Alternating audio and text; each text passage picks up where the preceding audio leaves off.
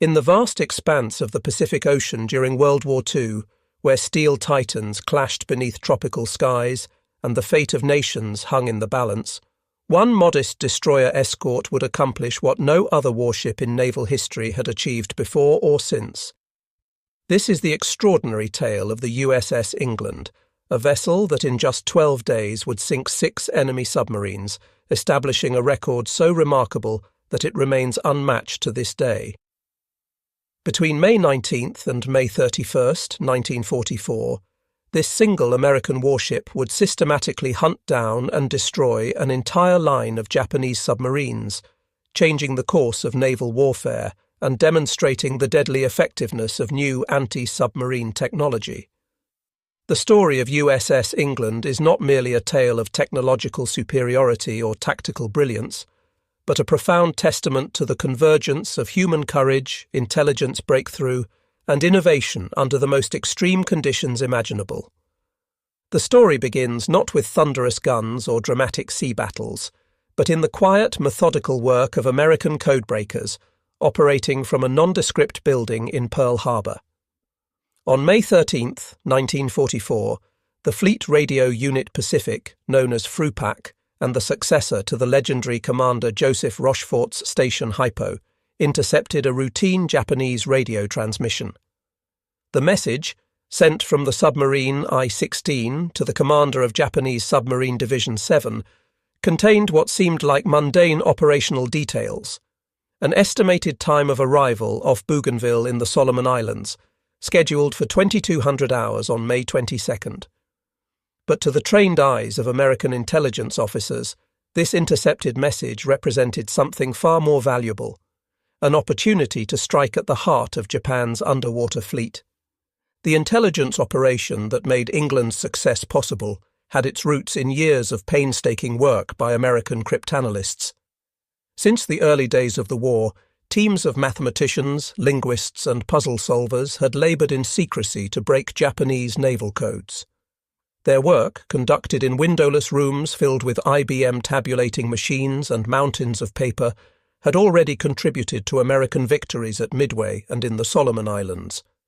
But never before had decoded intelligence been used so directly and effectively in anti-submarine warfare. The process of breaking the Japanese naval code JN-25 required not just mathematical brilliance, but also deep cultural understanding and linguistic expertise. Each message had to be intercepted, recorded, analysed for patterns, and painstakingly decoded using techniques that combined mechanical computation with human intuition. The decoded intelligence was immediately transmitted through secure channels to the Third Fleet, and from there to Commander Hamilton Haines, who commanded Escort Division 39 stationed at Tulagi in the Solomon Islands.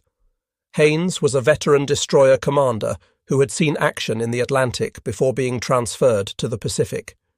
His experience hunting German U-boats would prove invaluable in the coming engagement.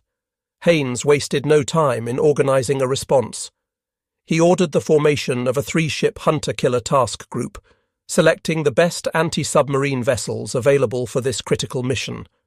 The group would consist of 3 Buckley-class destroyer escorts: USS George, under the command of Lieutenant Commander Fred W. Just; Raby, DE-698, commanded by Lieutenant Commander James Scott; and USS England, DE-635, led by Lieutenant Commander Walton B. Pendleton.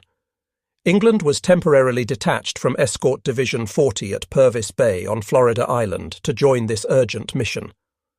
All 3 ships departed Purvis Bay on May 18, 1944, with Commander Haines embarked aboard George as the officer in tactical command. The selection of these 3 ships was no accident. Each had been specifically equipped and trained for anti-submarine warfare, and their crews had spent months perfecting their skills in the dangerous waters around the Solomon Islands. The ships had worked together before, developing the teamwork and communication protocols that would prove essential in the coordinated attacks to come. Their crews, though young and relatively inexperienced in combat, had been drilled relentlessly in sonar operation, attack procedures, and damage control. This preparation would soon pay dividends beyond anyone's imagination. But this submarine hunt was part of a much larger strategic picture unfolding across the Pacific. That same day, the task force departed. Additional radio intelligence revealed a disturbing development. The Japanese were establishing a scouting line of 7 submarines, designated the NA Line, stretching between the Admiralty Islands north of New Guinea and Truk in the Caroline Islands. This submarine picket line was positioned directly across the route that American carriers were expected to use in their next major operation.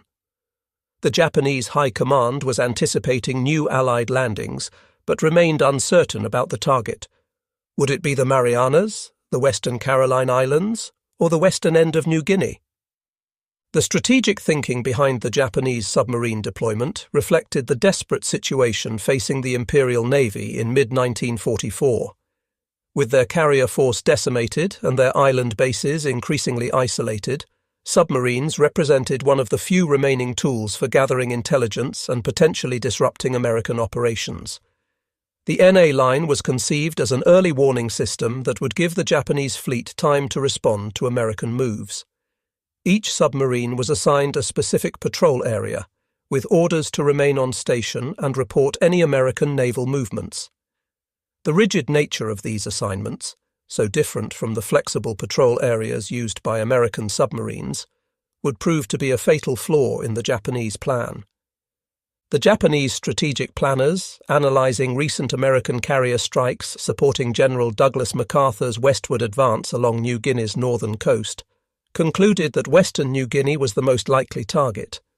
In response, the Commander-in-Chief of the Japanese Combined Fleet, Admiral Somu Toyoda, issued orders for Operation A-Go, intended to be the decisive naval battle that would halt the American advance and protect Japan's inner defense perimeter, encompassing the Marianas, Western Caroline Islands, and Western New Guinea. The execution of this plan would ultimately lead to catastrophic Japanese defeats in what history would remember as the Battle of the Philippine Sea and the Marianas Turkey Shoot, where Japan would lose 3 aircraft carriers and hundreds of irreplaceable pilots and aircraft in June 1944. The planning for Operation A-Go revealed the fundamental weaknesses in Japanese naval strategy by 1944. The loss of experienced pilots at Midway, the Eastern Solomons, and Santa Cruz had never been fully replaced. The new pilots being rushed through abbreviated training programs lacked the skills of their predecessors. Meanwhile, American pilot training had become a massive industrial enterprise, producing thousands of highly trained aviators. The technological gap was widening too. American fighters like the F-6F Hellcat significantly outperformed their Japanese counterparts, and American ships bristled with radar-directed anti-aircraft guns that made attacking them increasingly suicidal. To support Operation A-Go, Vice Admiral Takagi Takeo, commander of the Japanese 6th Fleet, submarines, directed submarines from the 7th Submarine Squadron to establish the NA scouting line. Takagi was a veteran submarine commander who had witnessed the steady deterioration of Japan's underwater fleet. At the war's start, Japanese submarines had been among the best in the world, with highly trained crews and excellent torpedoes. But losses had been heavy, and replacement crews lacked the skill and experience of their predecessors. Moreover, Japanese submarine doctrine, which emphasized attacks on warships rather than merchant vessels, had proven strategically flawed. While American submarines were strangling Japan's supply lines, Japanese submarines were being hunted to extinction, with little to show for their sacrifice. In a decision that would prove fatal, 7 Japanese submarines were assigned to specific fixed positions along this line, rather than being given flexible operating areas as American submarines typically were. This rigid positioning would become a critical vulnerability. The chain of events that would doom these submarines began when Japanese forces intercepted an American aircraft's contact report on submarine RO-104. In response, the Japanese promptly radioed orders to the entire NA line to shift their positions 60 nautical miles to the southeast, transmitting specific coordinates for each submarine's new position. This seemingly routine operational message was intercepted by American radio intelligence and immediately forwarded to the Joint Intelligence Center Pacific Ocean area, where cryptanalysts worked feverishly to break out the coordinates. The process was complex and required not just breaking the code, but understanding the Japanese Navy's coordinate system and operational procedures. Though the process was complex and required careful analysis, the American codebreakers successfully extracted the precise positions of each submarine in the NA line. For the first time in the Pacific War, this ultra-secret intelligence would be sanitized and shared directly with anti-submarine forces, giving them an unprecedented advantage in hunting enemy submarines. The intelligence proved remarkably accurate. In each case, the Japanese submarines would be found within 50 nautical miles, and often much closer, to exactly where the decoded messages indicated they would be. The decision to share this intelligence with tactical units represented a significant risk. If the Japanese realized their codes were compromised, they might change them, depriving the Allies of a crucial advantage. Elaborate precautions were taken to disguise the source of the intelligence.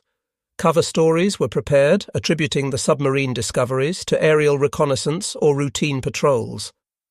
The crews of the destroyer escorts were told they were acting on aerial sighting reports, never knowing that their success was enabled by one of the war's most closely guarded secrets. The 3 destroyer escorts of the hunter-killer group were all relatively new Buckley-class vessels, part of a massive wartime construction program that would eventually produce 154 of these specialized anti-submarine warships, with 148 completed and some serving with the British Royal Navy under Lend-Lease. The Buckley class represented a compromise between capability and mass production. Smaller and less expensive than fleet destroyers, they could be built quickly in commercial shipyards by workers with limited experience. Yet they packed enough firepower and anti-submarine equipment to be deadly submarine hunters. Their diesel-electric propulsion system, while limiting their top speed, gave them exceptional range and the ability to operate for extended periods without refueling. Each ship had been named to honor a fallen hero, carrying forward the legacy of American servicemen who had made the ultimate sacrifice. This naming tradition served not just to honor the dead, but to inspire the living.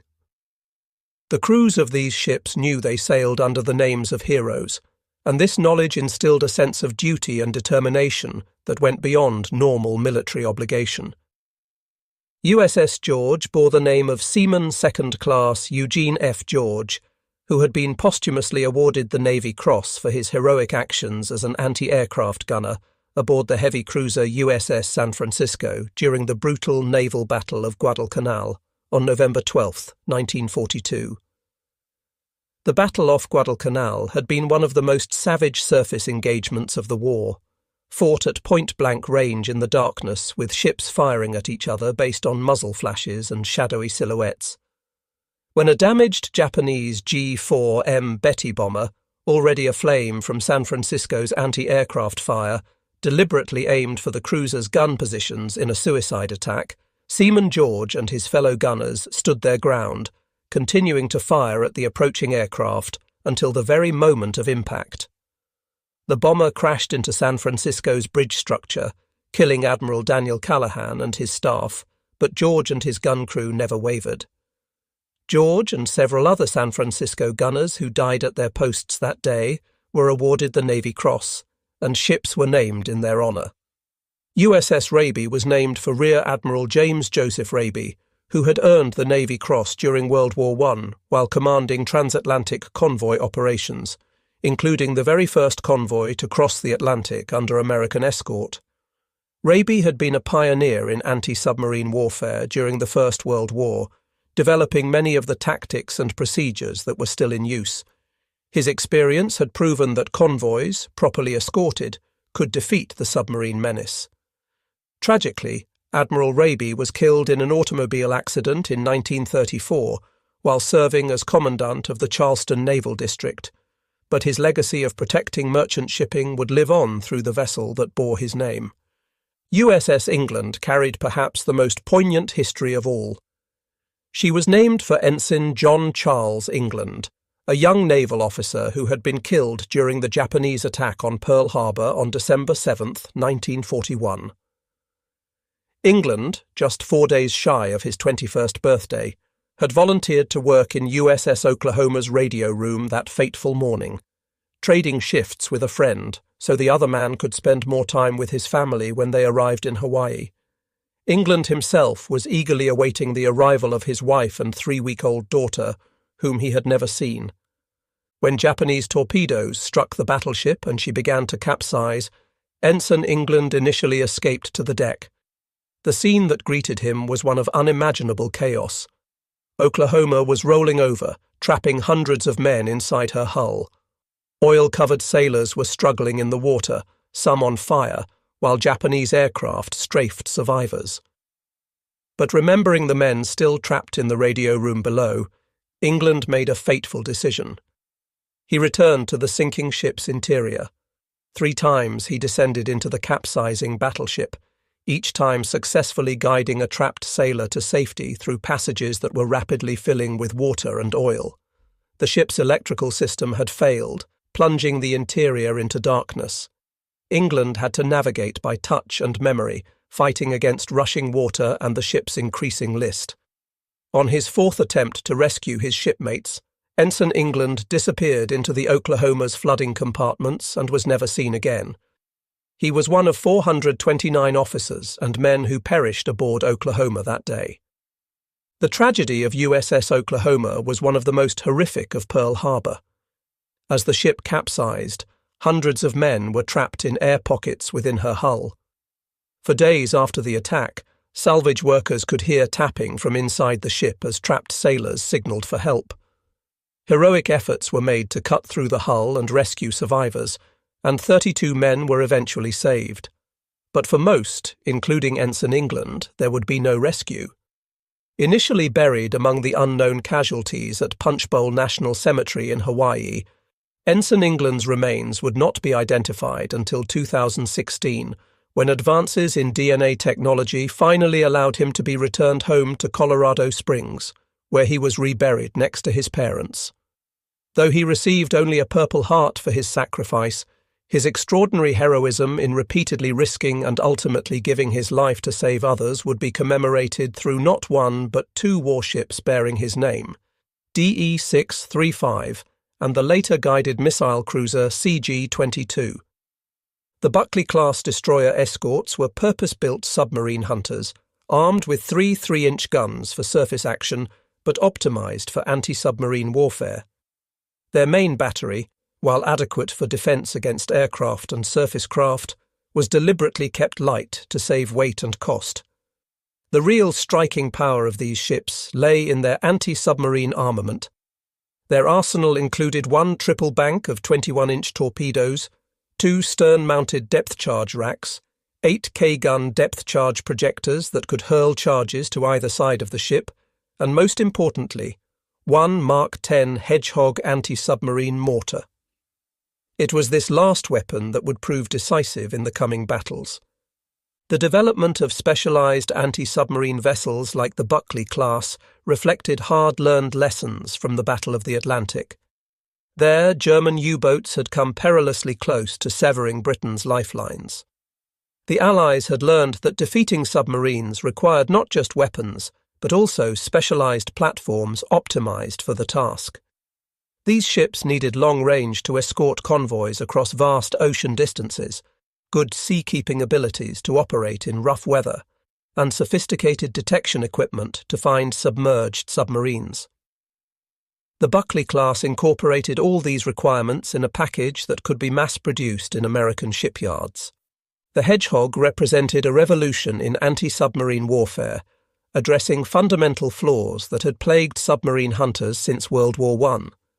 Developed by the British Directorate of Miscellaneous Weapons Development in 1941 and first deployed in 1942, the Hedgehog had only recently become widely available to American forces in late 1943.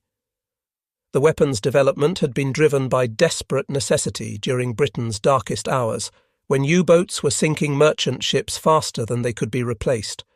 The weapon consisted of 24 projectiles arranged in 6 rows of 4, mounted on a trainable platform that could fire them in an elliptical pattern, 200 to 300 yards ahead of the attacking ship. Each projectile weighed 65 pounds, with a 35-pound charge of TNT or Torpex explosive.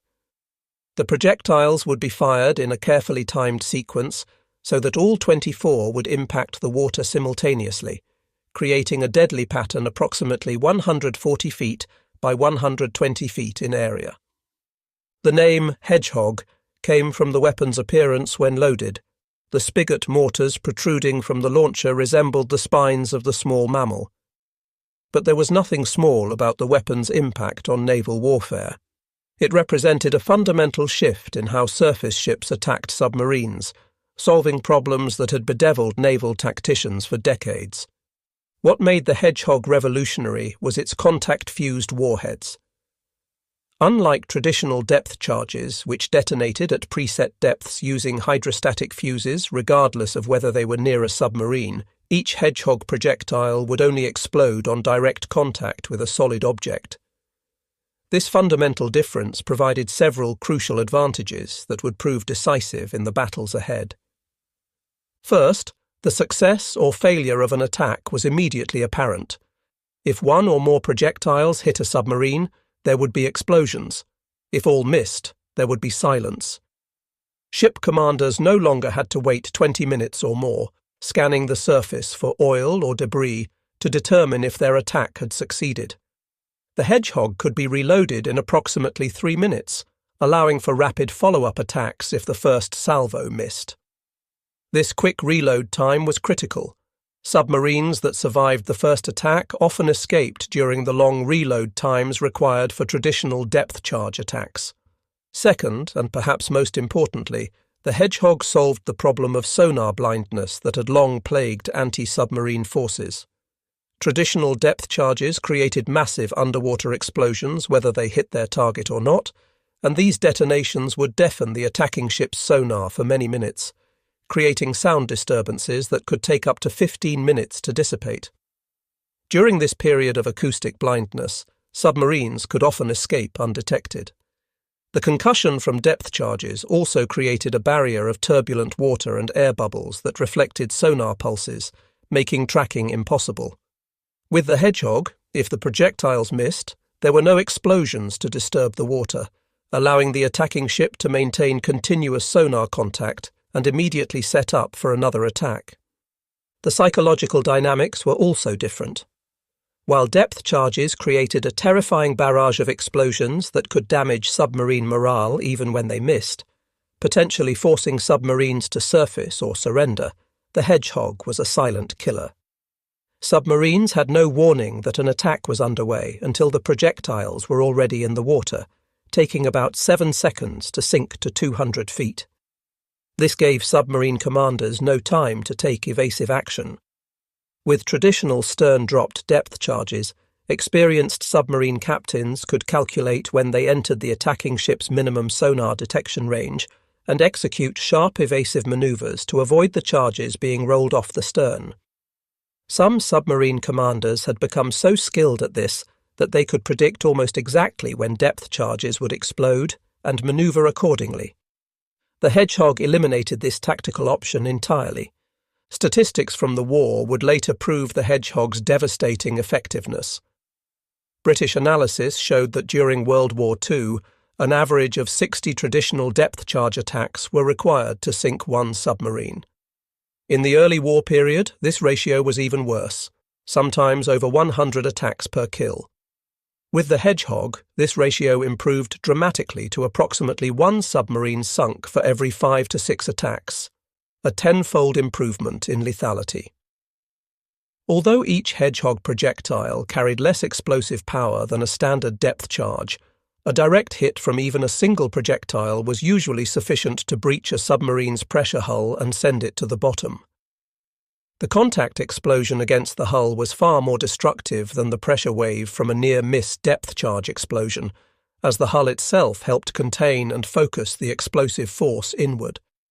The submarine I-16 that had triggered this hunt was no ordinary vessel but a veteran of 9 war patrols with a distinguished if ultimately tragic combat record.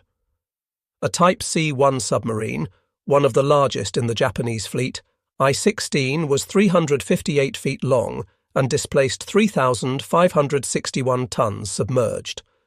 She was specially equipped to carry a Type A midget submarine mounted on her deck, and it was I-16 that had achieved a unique place in history by launching the very first midget submarine attack of the Pacific War.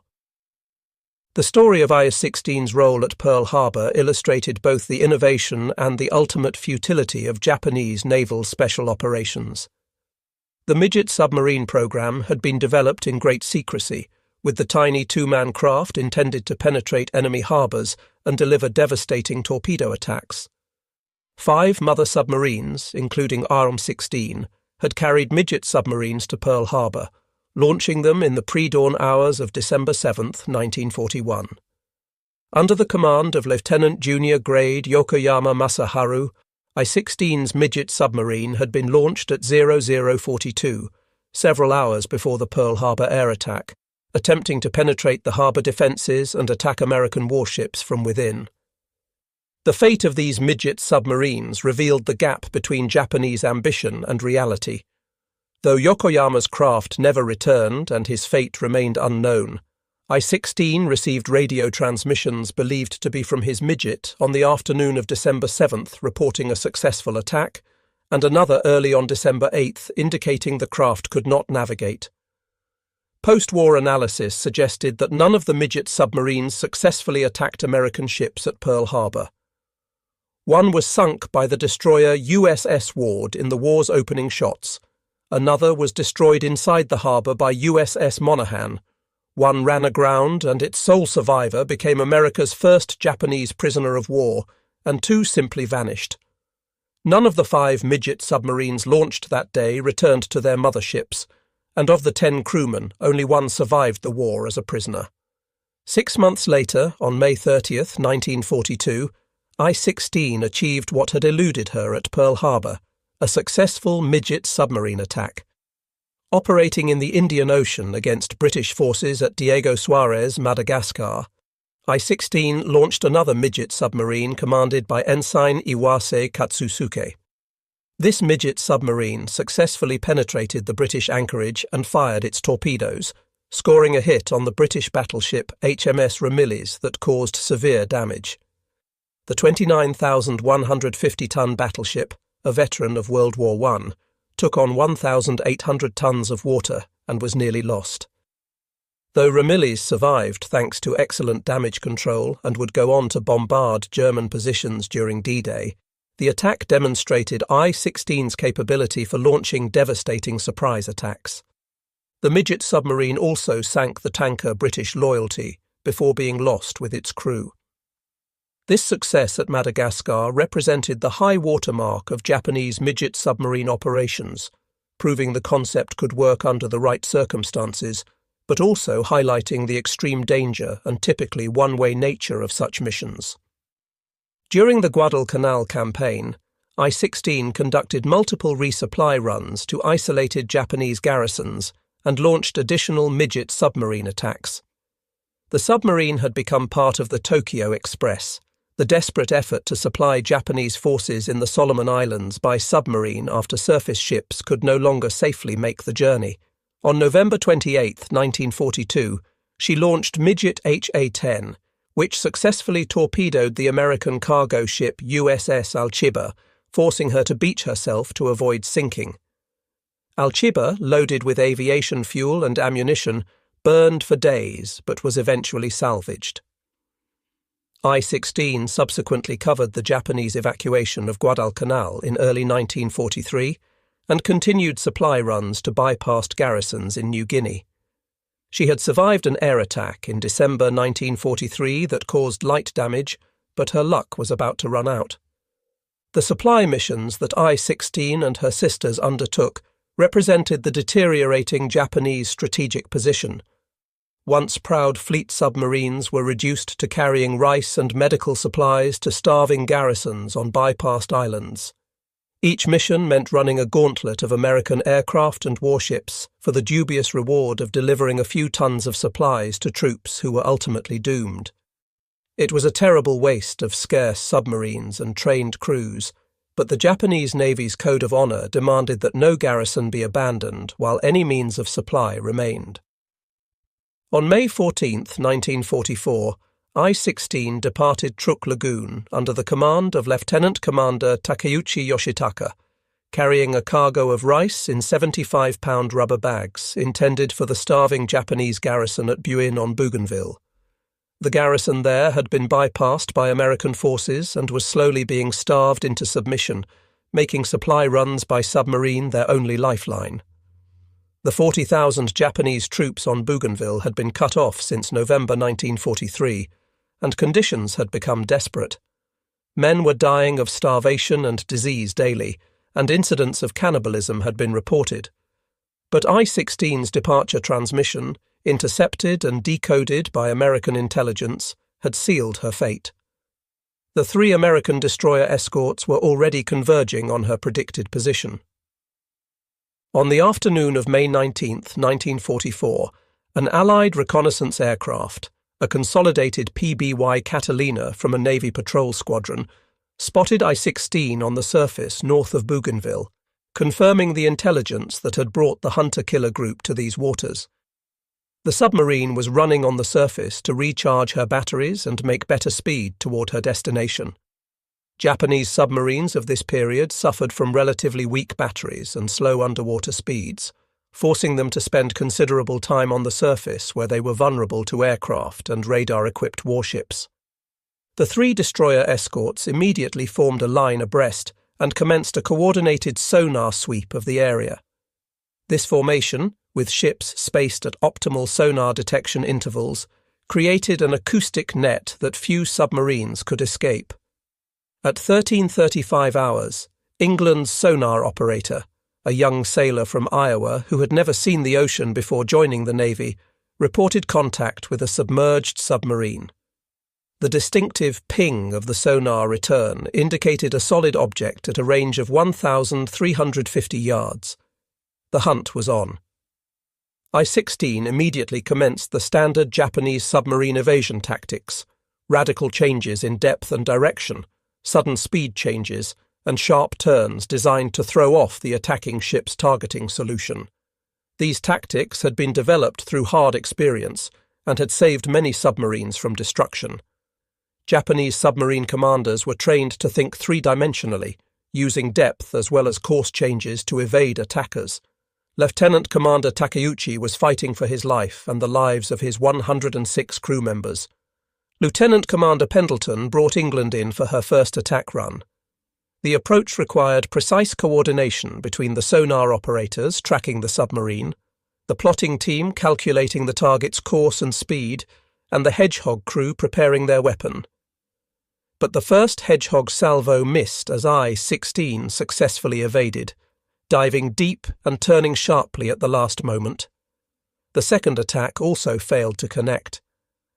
I-16 was using every trick in the book, releasing bubbles to create false sonar targets, changing depth rapidly to throw off range calculations, and making radical course changes that pushed the submarine's hull to its structural limits.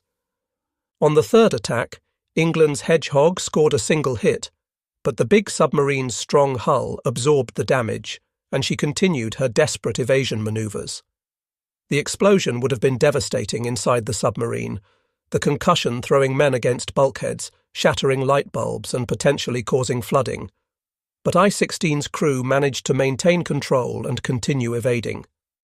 Japanese damage control training was excellent, and submarine crews were drilled relentlessly in dealing with battle damage. Pendleton, demonstrating remarkable persistence and tactical skill, set up for a fourth attack, which again missed the violently manoeuvring submarine. By now, the hunt had been going on for over an hour. The tension aboard England was palpable. The crew knew they had a submarine trapped but couldn't deliver the killing blow. In the plotting room, officers worked frantically to predict I-16's next move. The sonar operators strained to maintain contact as the submarine dove deeper, approaching the thermal layers where temperature differences in the water could hide it from sonar. But on the fifth attack run, England's Hedgehog crew had learned from their previous attempts. They had noticed patterns in Clow 16's evasion tactics, a tendency to turn to port when diving, a preference for certain depth bands. At 14:35 hours, multiple projectiles found their mark, and the ocean erupted. The massive underwater explosion that followed was so powerful it lifted England's stern completely out of the water, throwing men to the deck and rattling the entire ship. The explosion was heard and felt on the other destroyer escorts thousands of yards away. 20 minutes later, oil and debris began rising to the surface. Rice bags, pieces of wood, cork insulation, and other unmistakable evidence that I-16 had been destroyed. Among the debris were personal effects, a sailor's cap, pages from a Japanese book, a wooden sandal, poignant reminders of the human cost of war. The submarine that had launched the first attack at Pearl Harbor was gone, taking all 107 officers and men, including Lieutenant Commander Takeuchi, to their deaths. They had died in the service of a lost cause, carrying rice to a garrison that would surrender anyway when the war ended. Meanwhile, the 7 submarines of the NA line had departed Saipan around May 17, 1944, to take up their assigned positions. The departure had been marked by a ceremony attended by Vice Admiral Takagi himself, who exhorted the submarine commanders to do their duty for the Emperor. Each captain received a ceremonial cup of sake and a white headband inscribed with patriotic slogans. They knew the odds against their survival were high. American anti-submarine capabilities had improved dramatically since the war's early days. All 7 were RO-class boats, Type RO-100 submarines that were much smaller than I-16. Originally designed for coastal defence, these 760-ton boats were armed with 4 torpedo tubes in the bow, carrying 8 torpedoes total, plus a 76mm deck gun. The design reflected pre-war Japanese naval thinking that emphasized quality over quantity, resulting in submarines that were well built but too few in number and lacking the mass production advantages that made American submarines so effective. Most were equipped with Type 22 radar detectors, but lacked radar themselves, making them poorly suited for the reconnaissance mission they had been assigned. Their job was to spot American carrier forces and report their movements, but without radar, they would have to spend dangerous amounts of time on the surface using visual lookouts. Of the 20 Type RO-100 submarines Japan would build during the war, not a single one would survive to see the surrender. The first submarine of the NA line to meet its fate was RO-106. This submarine had already compiled a notable war record. On July 18, 1943, during operations in the Solomon Islands, RO-106 had torpedoed the American tank landing ship LST-342 in Blanche Channel near New Georgia. The torpedo detonated the LST's ammunition stores, causing a catastrophic explosion that blew the ship in half. The stern section sank immediately, while the forward section remained afloat long enough to be towed to shore.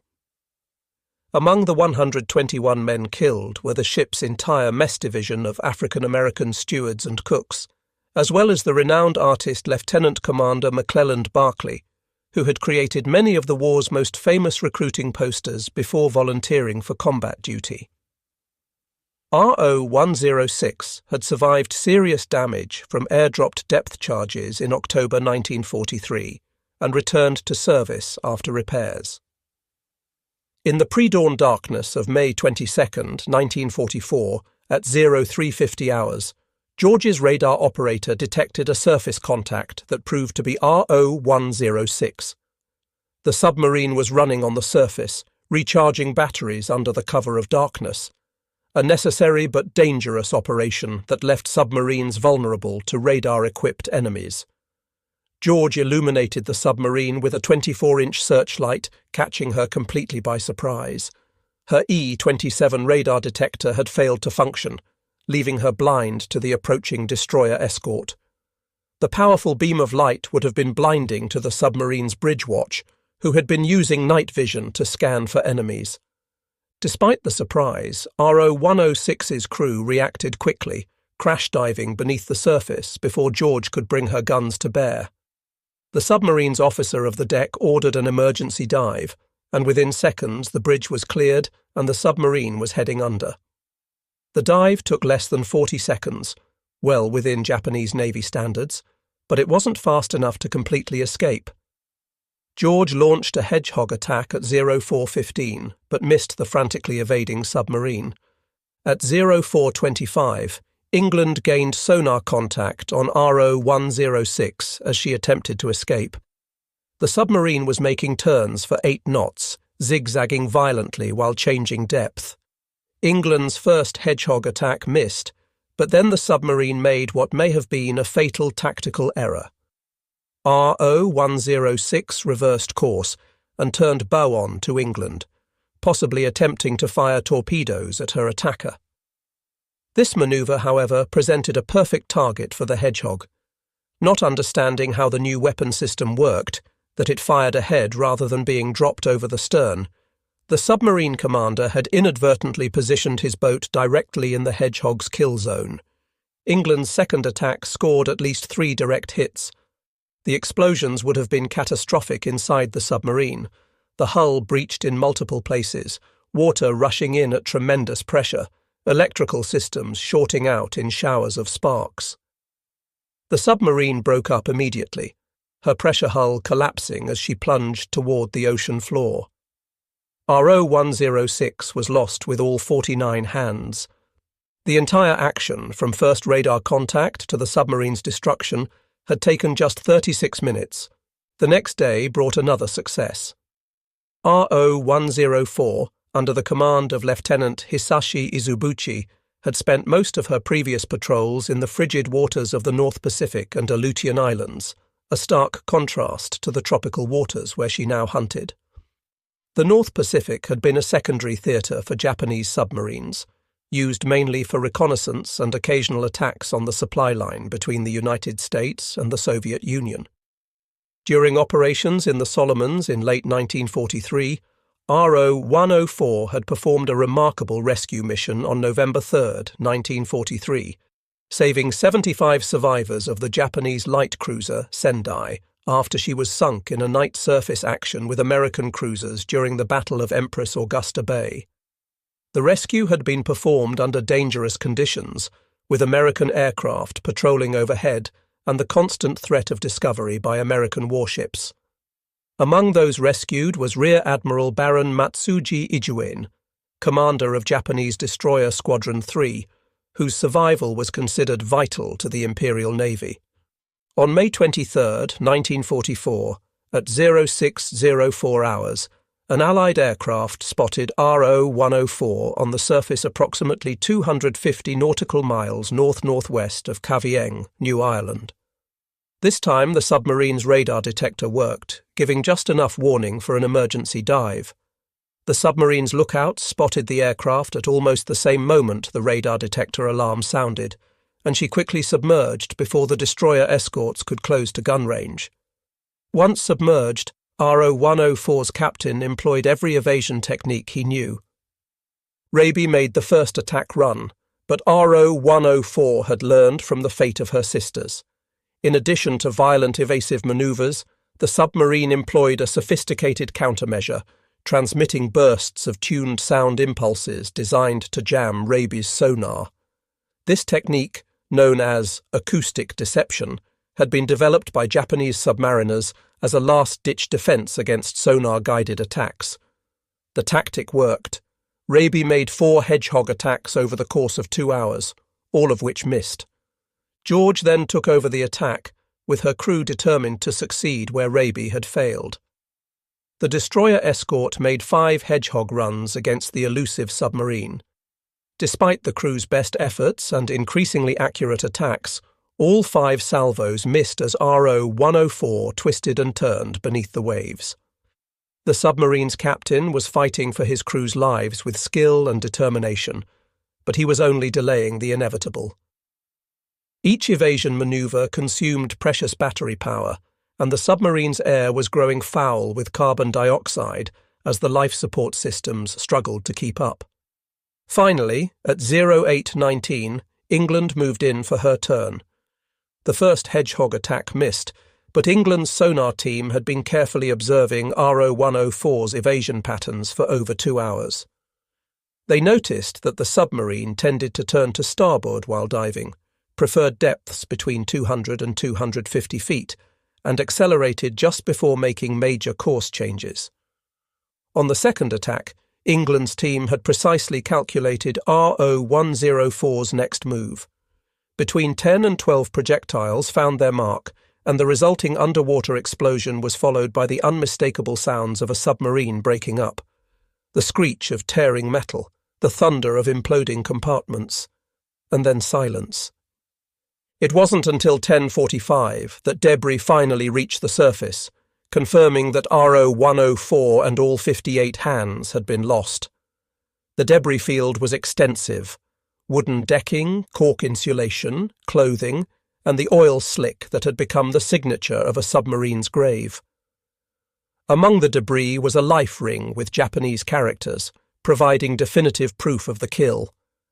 The deadly efficiency of the hunter-killer group was becoming apparent. In just 4 days, they had sunk 3 Japanese submarines. But the hunt was far from over. The very next day, May 24th, brought another contact and another kill. RO-116 was relatively new, on only her second war patrol under the command of Lieutenant Commander Shibuya Kunio. The submarine had been commissioned just 6 months earlier, and her crew was still gaining experience.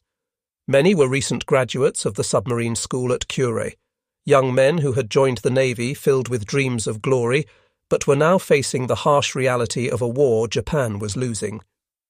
At 1200 hours, George gained radar contact at the remarkable range of 17,000 yards, nearly 10 miles, approximately 225 nautical miles north-northwest of Kavieng.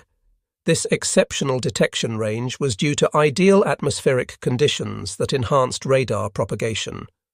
RO-116 dove immediately, but her crash dive was slower than it should have been, a sign of her crew's relative inexperience. At 15:0, George gained sonar contact at just 750 yards. The submarine employed the same desperate tactics as her predecessors: violent rudder shifts, radical depth changes, and sophisticated sonar jamming.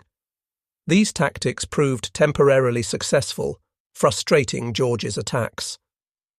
The destroyer escort made multiple runs, but each time RO-116 managed to evade at the last moment. England moved in and made 2 aborted Hedgehog runs when the targeting solution fell apart at the last moment. The submarine was fighting hard, but her crew's inexperience was beginning to show. Their evasion patterns were becoming predictable, and they were slow to respond to the attacking ship's manoeuvres. But on the third attempt, England's crew had RO-116's number. At 0214, at least 3 projectiles struck home. The submarine's destruction was swift but oddly quiet. There were none of the massive secondary explosions that had marked previous kills. This suggested that RO-116's torpedoes had not detonated, possibly because the hits were in areas away from the torpedo room, or because safety procedures had prevented sympathetic detonations. RO-116 simply broke apart and sank, taking all 56 hands with her into the depths. 2 days later, on May 26th, the hunter-killer group found RO-108, commanded by Lieutenant Obari Kenichi. This submarine had already proven herself dangerous to American forces. On October 3, 1943, RO-108 had fired a spread of 4 torpedoes at 3 American destroyers that presented an overlapping target in Huon Gulf off New Guinea. It had been a textbook attack. RO-108 had detected the destroyers by their sonar pinging, manoeuvred into perfect position, and fired a spread that gave maximum probability of hits. USS Smith detected the torpedo wakes and successfully evaded, her captain ordering emergency speed and full rudder to comb the wakes. But USS Henley was not so fortunate. 2 torpedoes struck her port side amidships in the No. 1 fire room, breaking the destroyer's keel. The hits were devastating.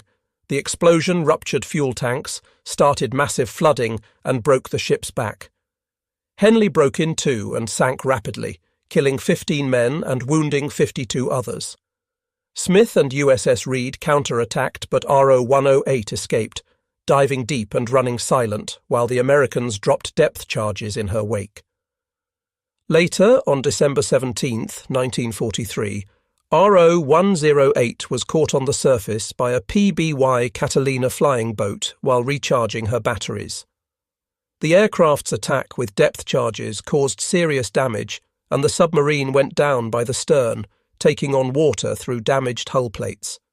But somehow her crew managed to save her through heroic damage control efforts, working in flooded compartments to shore up bulkheads and patch leaks.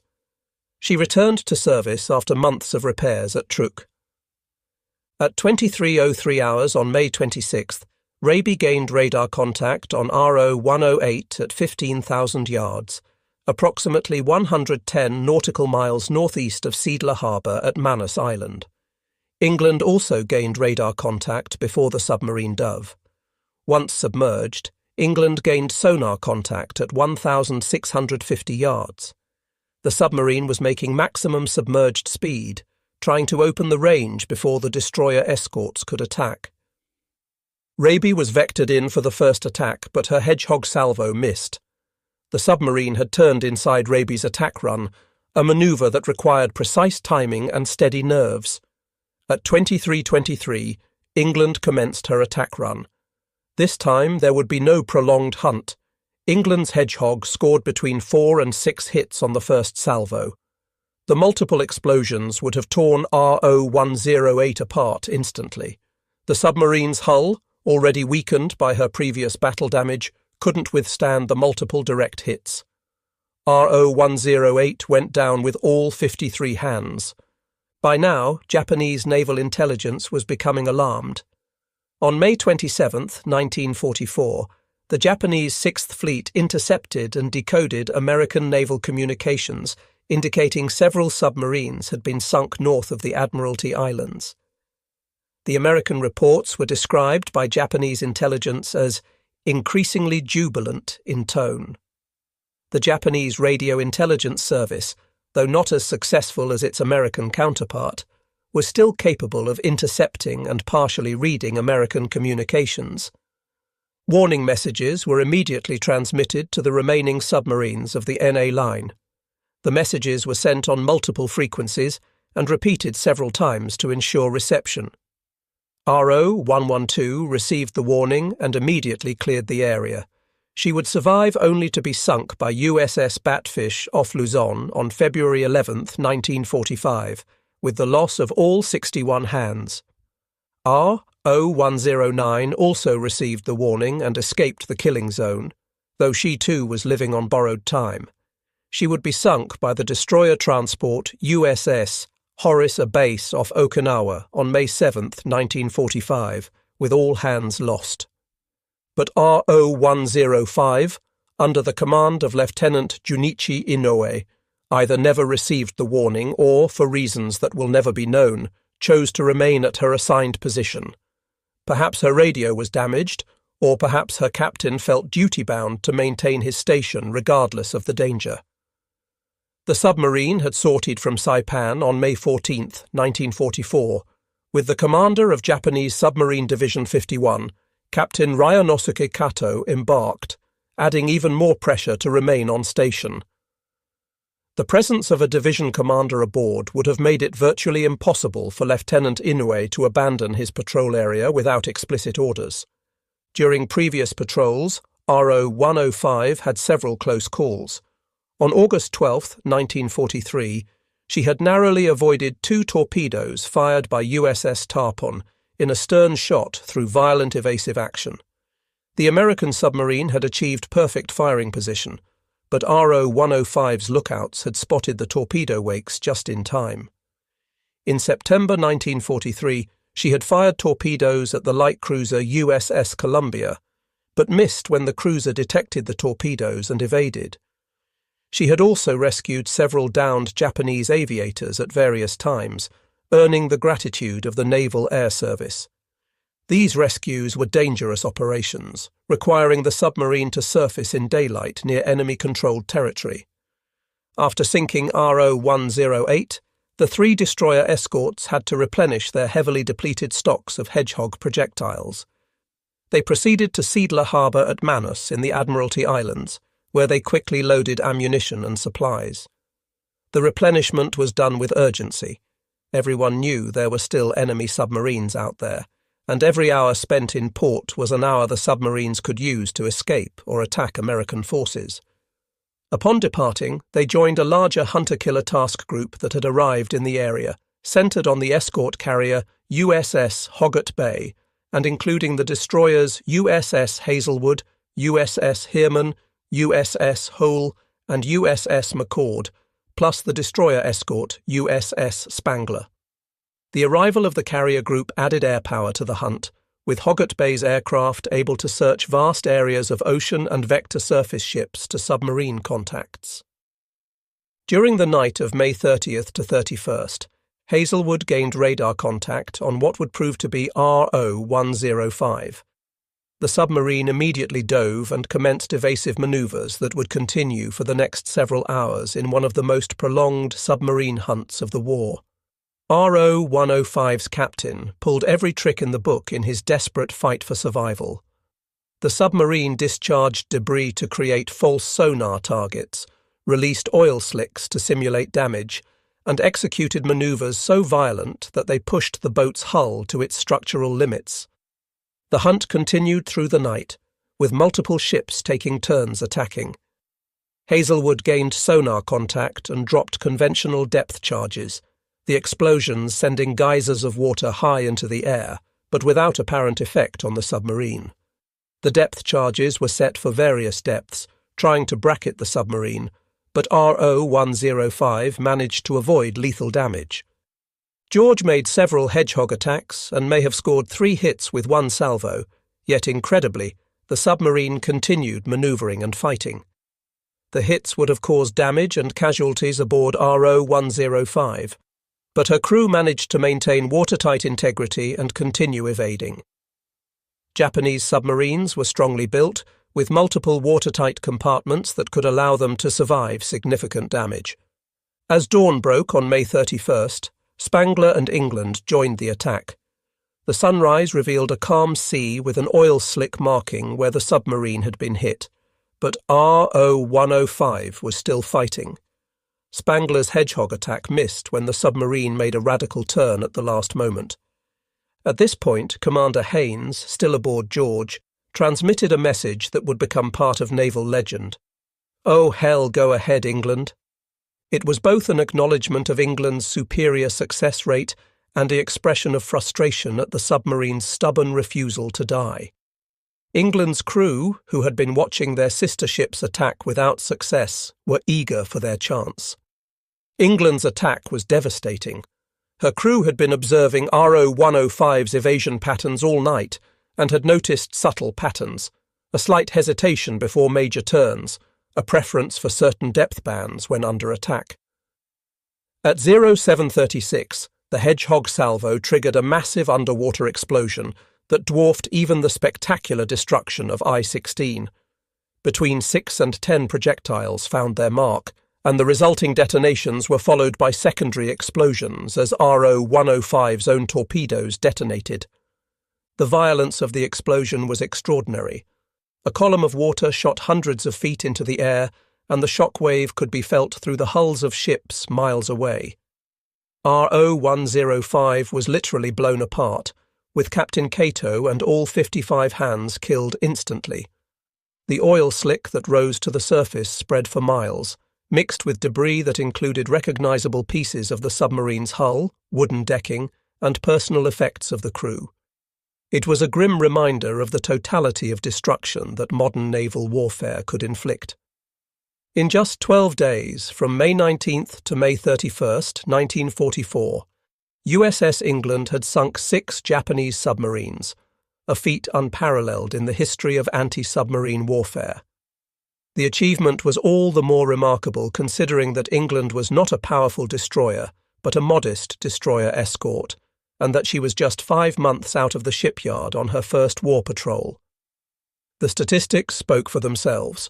Of the 7 submarines assigned to the NA line, 6 had been destroyed, with 5 of them falling to England's Hedgehog. Only RO-109 had escaped, and she would meet her fate less than a year later off Okinawa. The impact of England's success rippled far beyond the immediate tactical victory. Upon learning of the achievement, Chief of Naval Operations Admiral Ernest J. King sent a message that carried the weight of a promise. There'll always be an England in the United States Navy. The message was both a recognition of the ship's unprecedented achievement and a tribute to Ensign John C. England, whose heroic sacrifice at Pearl Harbor had inspired the crew. The crew of England was awarded the Presidential Unit Citation, one of only 3 destroyer escort crews in World War II to receive this honor. The citation read in part, "For extraordinary heroism in action against enemy Japanese submarines in the Pacific War area from May 19th to 31st, 1944, the USS England's brilliant performance in this vital mission contributed materially to the successful operations of our forces and upheld the highest traditions of the United States Naval Service." Lieutenant Commander Pendleton received the Navy Cross for his leadership during the submarine killing spree, though many historians have noted that his executive officer, Lieutenant John A. Williamson, deserved equal credit for the ship's remarkable tactical proficiency. Williamson had been the one conducting endless drills, refining attack procedures, and maintaining the crew's edge during long months of routine patrols. His contribution to England's success would be recognised when he later assumed command of the ship. The strategic implications were even more significant than the Navy leadership initially realised. The loss of the NA line submarines initially convinced Japanese naval commanders that a large American force had passed through the area en route to the Western Carolines or Western New Guinea, rather than the actual target, the Mariana Islands. This misinterpretation caused Admiral Toyoda to delay and misdirect the execution of Operation Ago. Japanese fleet units wasted precious fuel moving to the wrong positions, and by the time they realized their error and repositioned to defend the Marianas, it was too late. The American invasion of Saipan began on June 15, 1944, catching the Japanese fleet out of position. The resulting Battle of the Philippine Sea, fought on June 19 to 20, 1944, saw the destruction of Japanese naval aviation as an effective force. In what American pilots called the Marianas Turkey Shoot, over 400 Japanese aircraft were shot down against minimal American losses. 3 Japanese carriers were sunk, and the myth of Japanese naval aviation superiority was permanently shattered. The loss of the Marianas also brought American B-29 bombers within range of the Japanese home islands, sealing Japan's fate. Although the US Navy attempted to keep England's success secret to protect the source of the intelligence that had made it possible, Japanese naval intelligence correctly deduced that the loss of the submarines was due to American radio intelligence. Internal Japanese reports acknowledged that their codes had been compromised, yet incredibly, they persisted in believing that their main naval codes remained secure. This denial would cost them dearly in the remaining year of the war, as American codebreakers continued to read Japanese messages and direct American forces to intercept Japanese ships and submarines. The story of USS England ultimately transcends its specific historical moment to become something universal, a testament to human ingenuity, courage, and determination in the face of mortal danger. It reminds us that in the darkest hours of conflict, when nations clash and the fate of millions hangs in the balance, ordinary people can rise to meet extraordinary challenges and, in doing so, write their names indelibly in the annals of history. The crew of USS England did exactly that in May 1944, and their achievement will be remembered as long as naval history is studied and tales of courage at sea are told.